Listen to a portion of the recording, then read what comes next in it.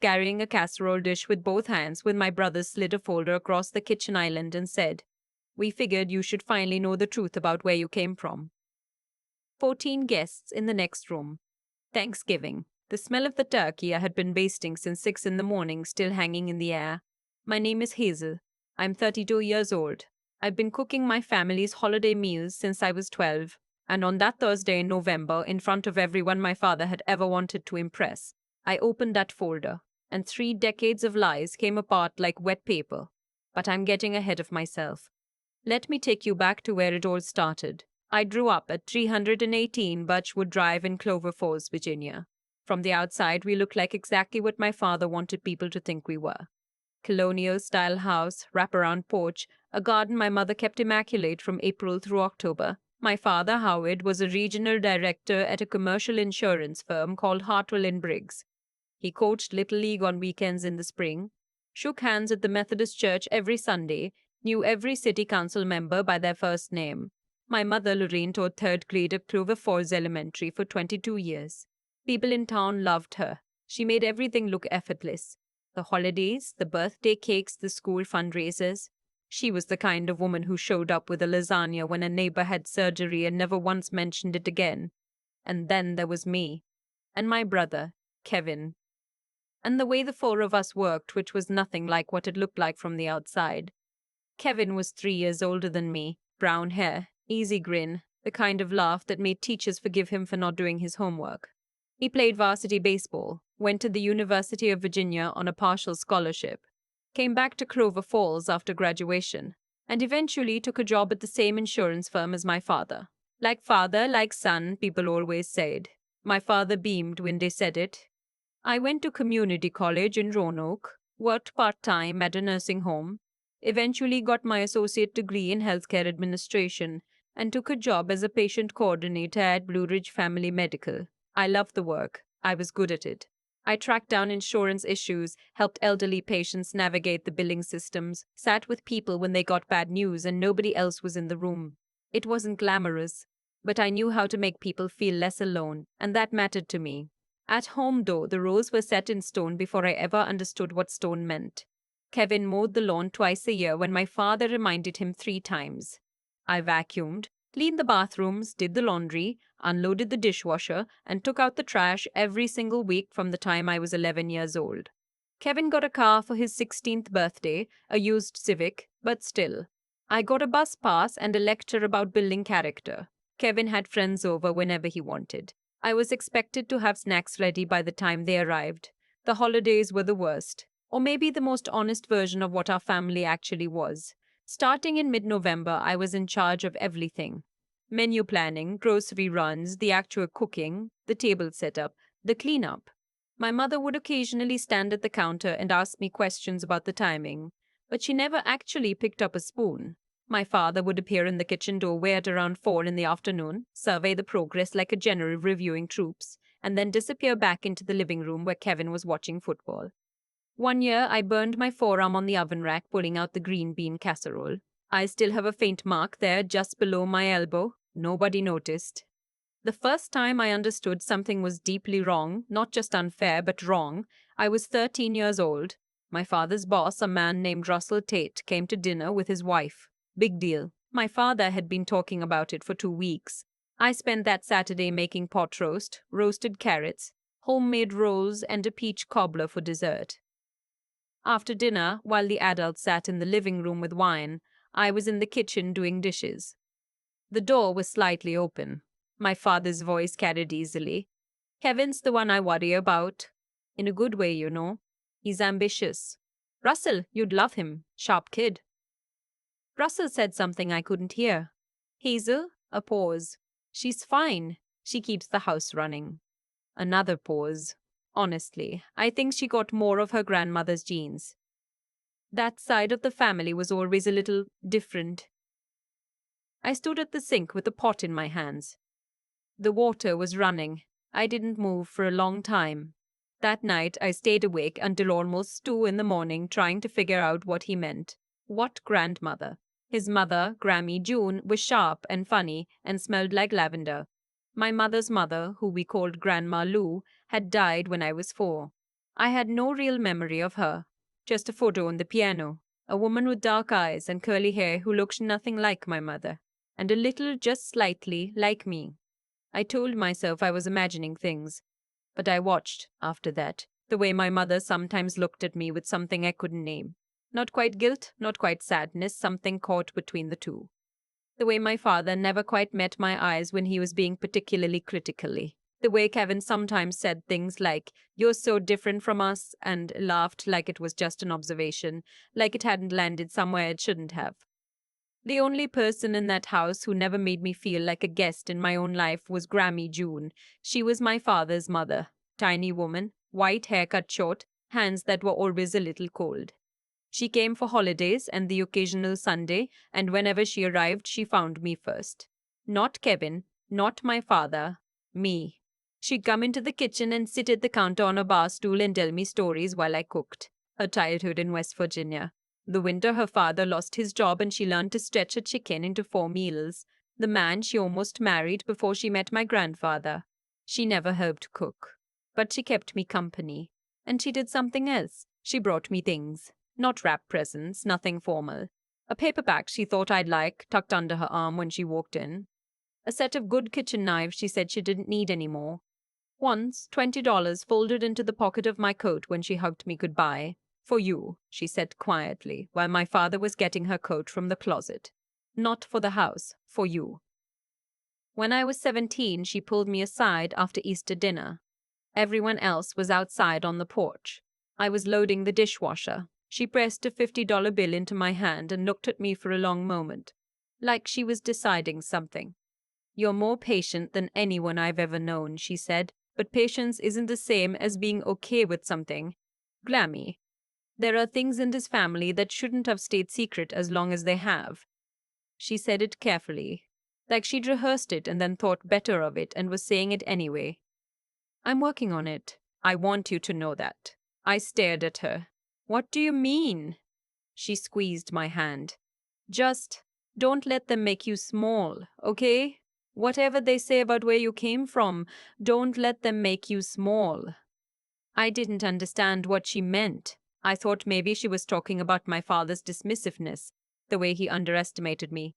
I didn't know she meant something much more specific than that. She passed away 2 years later. Heart failure in her sleep. She was 81. My father inherited the house and sold it within 4 months. I didn't know until much later that she had also visited a lawyer before she died. My mother was diagnosed with early onset Parkinson's when I was 26. The disease moved slowly at first, a tremor in her left hand, some stiffness in the mornings, and then faster than any of us were ready for. By the time I was 29, she needed help with things she'd done automatically her whole life. Buttons, stairs, the oven. I requested a schedule adjustment at the clinic so I could come by the house 3 mornings a week before work. I helped her get dressed.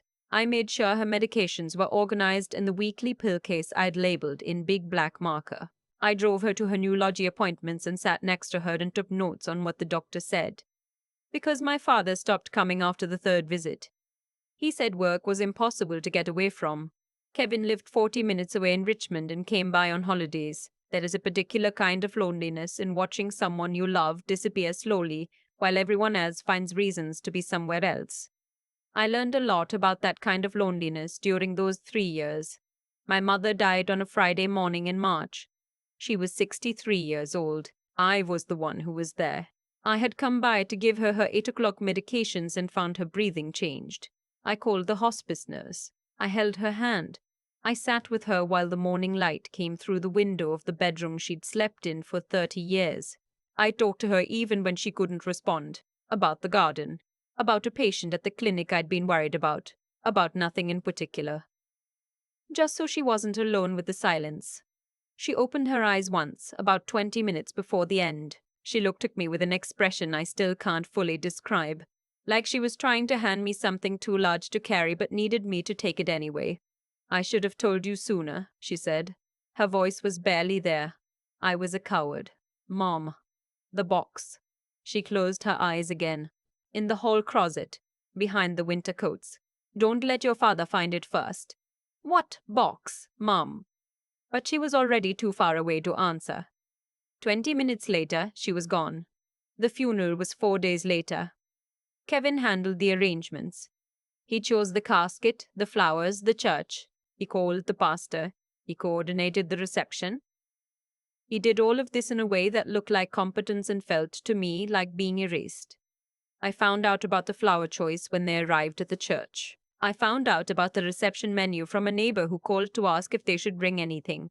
Kevin's role at the reception was to stand near the door and receive condolences, while his wife refilled her wine glass. My role was to keep the food trays from running out and make sure the napkins were restocked. My father delivered the eulogy. He talked about my mother's warmth, her garden, her 22 years in the classroom. He said she was the heart of the family. He didn't look at me once during the entire service. That night, after the house had emptied and my father had gone to bed and Kevin had driven back to Richmond with his family, I went to the hall closet. Behind the winter coats, on the floor in the back corner, there was a shoebox. Plain white, held shut with a rubber band. My name was written on the top in my mother's handwriting. Hazel in blue ink, her careful third-grade teacher letters. Inside, a folded piece of paper, 2 photographs, and a sealed envelope with Grammy June's name printed across the back in the same handwriting. The folded paper was from my mother. It was a letter. 6 paragraphs, front and back, written in pencil like she'd been afraid to commit to pen. She wrote that she had loved me from the moment she knew I was coming. She wrote that she had made a terrible mistake, and that the mistake was silence, and that she had paid for it every day. She wrote that she was not my biological mother, that she and my father had struggled to conceive after Kevin, that there had been 2 miscarriages and then a referral to a fertility specialist, and then, finally, a different conversation, a private adoption arranged through a family attorney named Gregory Slade in Roanoke. A young woman, 20 years old, unmarried, not in a position to raise a child. An agreement that was legal and documented and completely hidden from everyone except my father and their attorney. She wrote that she had meant to tell me before it mattered. And then time passed, the way it does, and the telling became harder each year. And she had convinced herself that love was enough to make up for what she hadn't said. She wrote that she knew now, at the end, that she had been wrong. She wrote, "You were the child I chose. That was always supposed to be the more precious thing. I am sorry that I let your father make it into something shameful instead." I read the letter 3 times on the kitchen floor with the lights off. The photographs were of a young woman I didn't recognize. Dark, curly hair, my eyes, my mouth, on the back of one of them, in handwriting Eau Claire, September 1991. I was born in January of 1992. The sealed envelope was addressed to me in Grammy June's handwriting, with a note in my mother's pencil underneath. She left this with me. She wanted you to have it when you were ready. I think she knew I might not be brave enough to give it to you myself. I set that envelope on the counter and looked at it for a long time. Then I put it back in the shoebox, put the shoebox in my tote bag and went home. I didn't sleep. Over the next few weeks, I did what my mother's letter had started to open up. I called Gregory Slade's office in Roanoke. He'd retired, but his former associate confirmed that yes, a private adoption had been handled through their firm in late 1991. Records were sealed, but he told me that adoption records in Virginia could be petitioned through the court, and he gave me the name of an attorney who handled those cases. I also quietly began looking for Claire. It took 4 months and 2 genealogy websites and a Facebook group for Virginia adoptees before I found a woman named Claire Whitfield, 53 years old, living in Charlottesville. A librarian. Divorced. 1 grown son. We met at a coffee shop on a Tuesday afternoon in April. I drove 40 minutes to get there. I arrived first and ordered tea and sat facing the door and tried to remember how to breathe. When she walked in, I knew before she said anything. The hair was grey now, but still curly. The eyes were mine. We sat across from each other for a moment without speaking. "I've wondered about you," she finally said. "Every single year." She told me what I had already suspected and hadn't quite let myself believe. She had been 20 years old and working 2 jobs and living with a roommate, and she had known, the way you sometimes just know, that she couldn't give me what I deserved. The adoption had been her choice, made from love, not pressure. She had never stopped thinking about it. She had never stopped thinking about me. She had also, she said quietly, reached out to my parents twice over the years. to the attorney's office, through proper channels. She had asked only for confirmation that I was okay, that I was healthy, that I was loved. Both times my father had formally declined contact. Both times. I sat with that for a long time. I never knew, I said. I know. She reached across the table. I hoped you did. Grammy June's letter, when I finally opened it at home alone that night, was 4 pages in her careful, slightly cramped handwriting. She wrote that she had found out about the adoption when I was 3 years old. My father had let it slip during an argument, about what she couldn't even remember, and then sworn her to secrecy. She had kept that secret because she believed at first that it wasn't hers to tell, but as the years passed and she watched the way I was treated in that house, the invisible labor, the casual dismissal, the way my father seemed to hold something against me that I had never done, she understood that the secret had become a weapon, and she was helping to hold it. She wrote, "Your father resented you, Hazel, not because of who you are, because you were a reminder of what he couldn't do, what he couldn't fix. The years of trying that ended in loss. You were the solution he agreed to, and then couldn't forgive. I watched him punish you for existing, and I said nothing. I will regret that for whatever time I have left." She had also gone to an attorney. Not to undo anything, she was clear about that, but to make sure I had something that was only mine, something my father couldn't touch. She had set aside money in a trust through an estate attorney in Roanoke named Bernard Holt, $45,000. My father had not been notified. The instructions were that it be released to me 1 year after her death. I had never received any notification, because my father had intercepted it. That part I found out later. The money had been sitting in an account for 3 years, while my father stonewalled the attorney's office with the claim that he was handling family matters. Bernard Holt had sent 3 letters to my father's house. I had never seen a single one. When I called Bernard Holt's office, the woman who answered confirmed the account, confirmed my name as the sole beneficiary, confirmed that all 3 letters sent to the family address had been received and signed for by my father. I asked her to mail the next correspondence directly to my apartment. Then I sat down and thought, very carefully, about what I wanted to do. I want to be clear about something. I could have gone to my father's house that same week. I could have called Kevin and demanded answers. I could have posted something online or called the Clover Falls Gazette or any number of things that would have made a mess immediately. I didn't, because I wasn't ready, and because I had learned something from watching my family operate for 32 years. If you act out of pure anger, people call you unstable. But if you wait, if you let them keep showing you exactly who they are, then when the moment comes, you have more than anger. You have evidence. You have witnesses. You have a case that closes itself. So I waited. Thanksgiving came 7 months after I found the box. My father had apparently decided that life would proceed normally. He called Kevin to confirm the date. Kevin called Kevin to confirm the date. Kevin called me 2 days before to ask if I was making the usual sides. I said yes. I arrived at 318 Birchwood Drive at 10 in the morning on Thanksgiving Day. My father's SUV was in the driveway. Kevin's minivan was already there. His wife, Becca, which wasn't her real name in the file but close enough, was in the kitchen with a glass of sparkling cider and a magazine, which she set down when I came in and said, "Oh good, I was hoping you'd be here before noon." My father greeted me in the hallway, nodded at my coat like I was a delivery he'd been expecting. "Bert's been in since 7, he said. Should be close to done." "Good," I said. "I'll take it from here." He went back to the living room. I cooked for 6 hours. Roasted turkey, mashed potatoes, real ones with roasted garlic, green bean casserole from scratch, not from a can, sweet potato bake with pecans, cranberry sauce, rolls, 2 pies. The same meal I had made, with minor variations, for 20 years. Guests arrived at 2.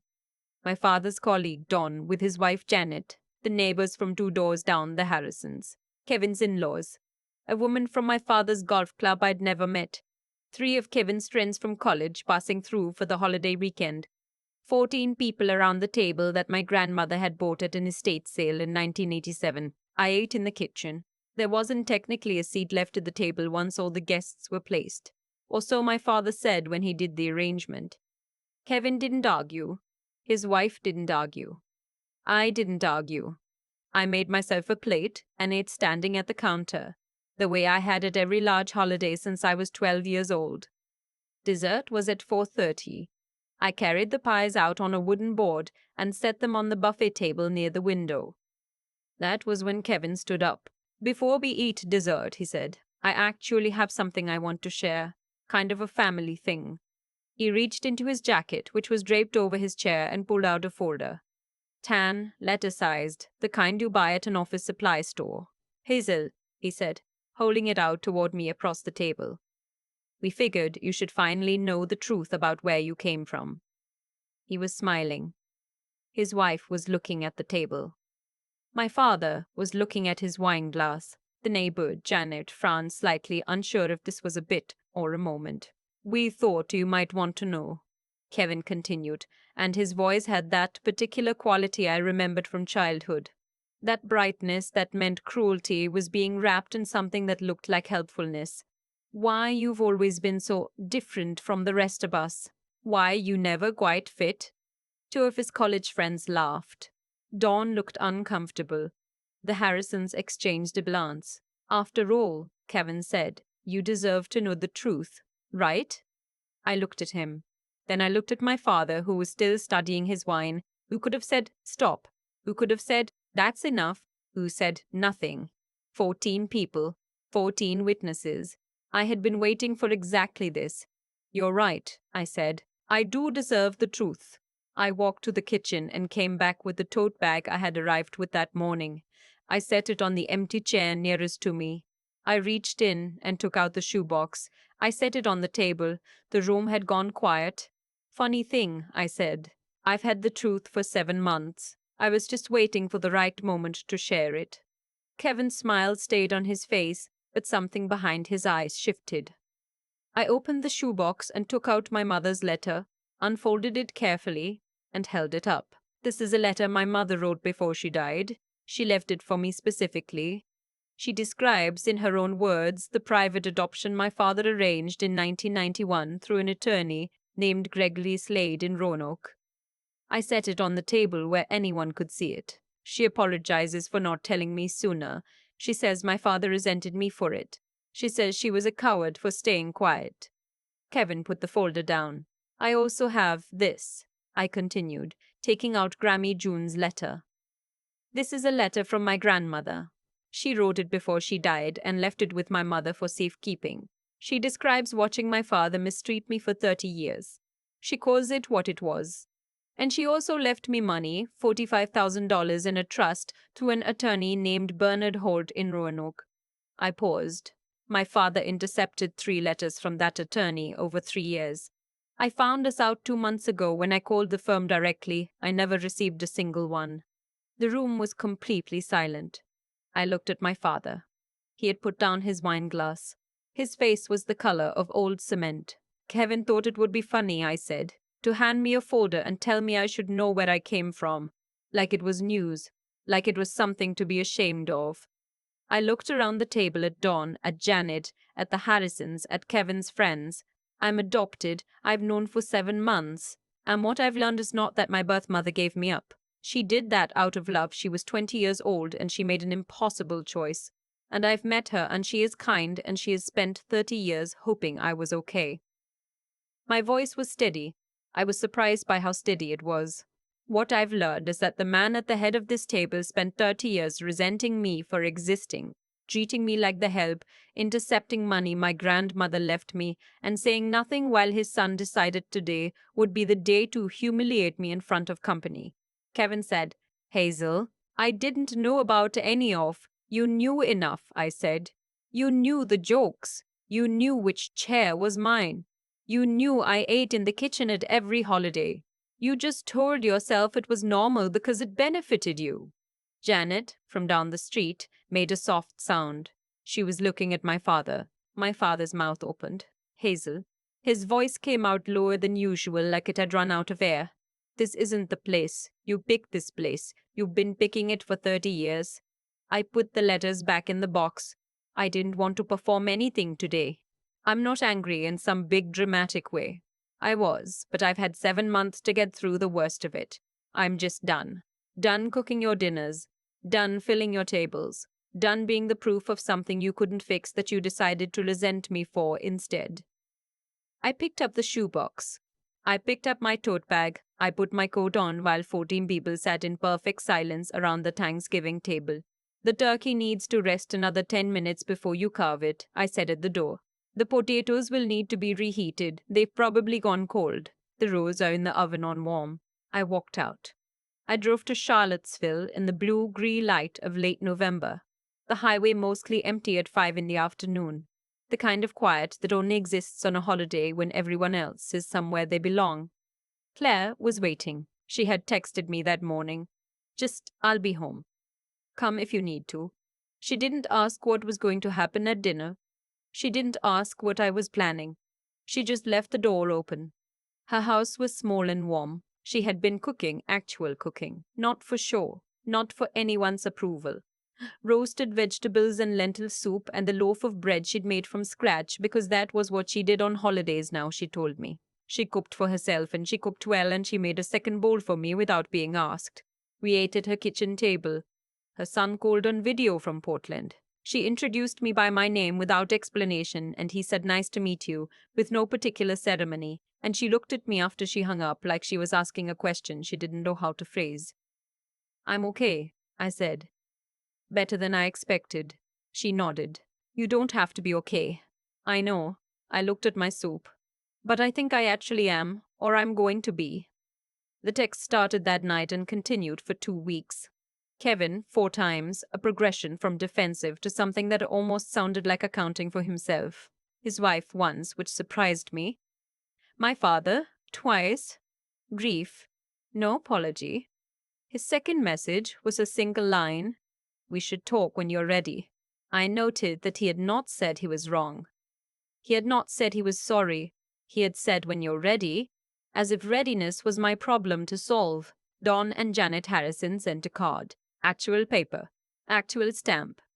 Janet wrote in her own handwriting that she had watched me carry that household for years at holiday dinners and had told herself it was just how some families worked, and she was sorry she had never thought harder about that. One of Kevin's college friends, a guy named Andy who I had met maybe 3 times total, sent me a message on LinkedIn of all places. He wrote that he hadn't known what was happening, but that he thought about it, and he wanted to say for whatever it was worth that what happened at the table wasn't okay, and he was sorry he'd laughed. 7 months later, I sat across from Bernard Holt in his office in Roanoke, in a chair that needed reupholstering, with a check for $45,000 on the desk between us. I had a plan for that money, a real one, practical and clear. I had already put down a deposit on an apartment in Charlottesville. More space, more light, close to Claire, close to a clinic that had offered me a patient services manager position with actual room to move up. I used a portion of Grammy June's money for the moving costs and the first year's difference in rent. The rest I divided, part into a retirement account I'd barely been able to contribute to before, part into a savings account I was not allowed to touch for emergencies, and $10,000 into a fund I set up with the Roanoke Valley Adoption Support Organization, designated for adult abuse-seeking reunion resources. Grammy June had wanted me to start over. I did. But I started over on ground I could actually stand, on my own ground, not a gesture. I did not post anything online. I did not call the local paper. I did not perform any version of my story for anyone who hadn't earned it. The 14 people at that Thanksgiving table had seen what they'd seen, and in a town the size of Clover Falls, that was enough. My father's reputation managed its own unraveling without any help from me. He stopped being invited to certain things. Don, who had been his colleague for 8 years, became somewhat less available for golf. The holiday gathering my father had co-organized at their church for 12 years was quietly reorganized under different leadership the following year. Kevin and I met for coffee once in the early spring. He drove to Charlottesville. He was on time, which surprised me. He ordered a regular black coffee, didn't make it into anything, and sat down across from me and didn't say anything for almost a minute. I didn't know about the money, he finally said, or the letters. I want you to know that. I believe you, I said. About those specific things. He nodded. He understood what I meant. I knew the rest, he said. I didn't call it what it was. It was normal to me. It was how things were, and I let that be enough of an explanation. I know. That's not an apology for that. No, I said. It's an explanation. They're different. He looked out the window. A woman was walking a dog in the light rain, unhurried. I'm working on the actual apology, he said. I wanted you to know I know the difference. I thought about clammy June, about the way she had always found me first when she walked in the door, about my mother's letter, written in pencil like she was afraid to commit to pen, about Claire making lentil soup in her small warm kitchen on a holiday afternoon, making enough for two without being asked. I thought about what it meant to be chosen and what it meant to be kept, and how those were not always the same thing, and how sometimes the people who chose you were the ones you found later, after the damage, after the quiet years. And they were still there.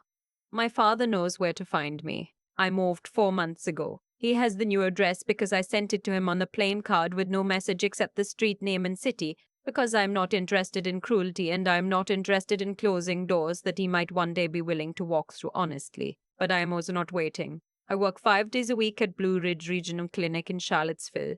I have a window in my office that faces a maple tree, and I have learned to notice when the light changes in the afternoon. I have dinner with Claire on Sunday evenings, usually, and sometimes her son joins on video, and sometimes it's just us, and we talk about books she's read, and patients I'm worried about, and nothing in particular. I visit my mother's grave on the anniversary of her death, and I bring her flowers from a shop on the corner near my apartment. And I stand there for a while, and I don't feel angry. I feel sad, which is different. Cleaner.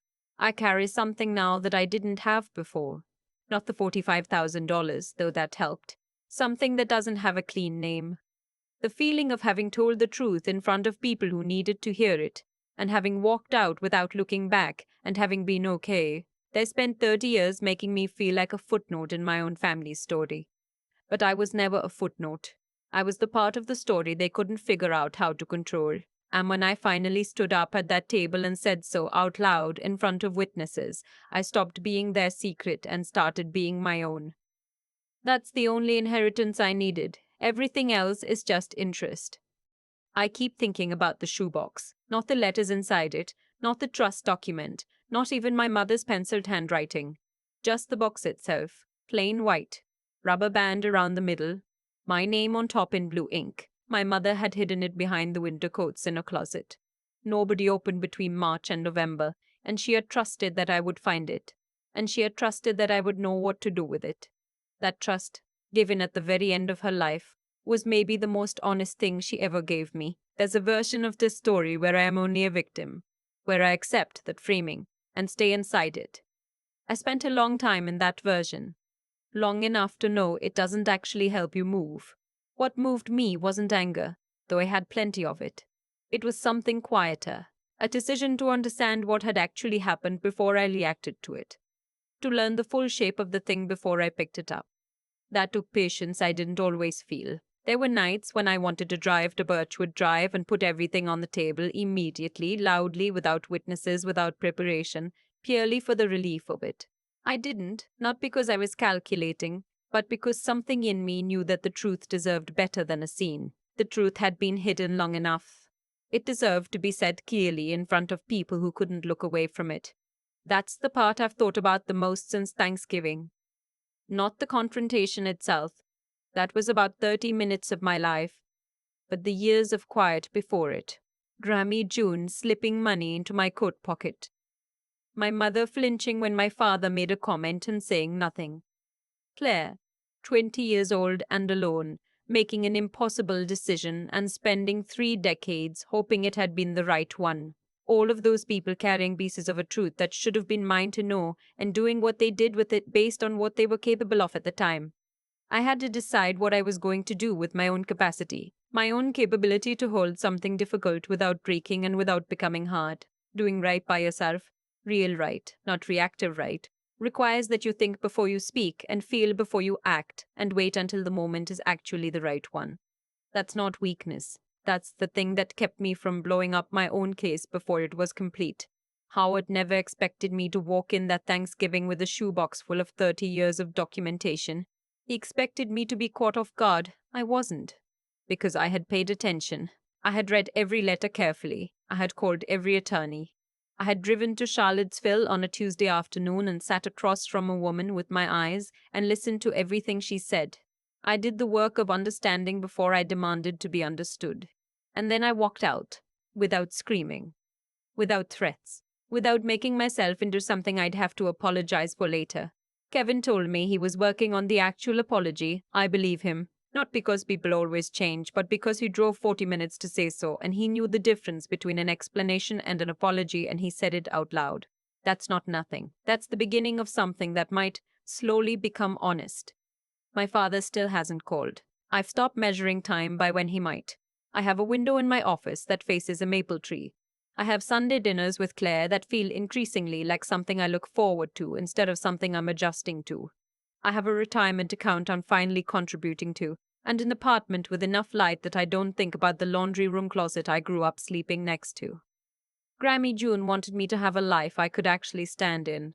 I do. That's the whole inheritance. Everything else is just interest.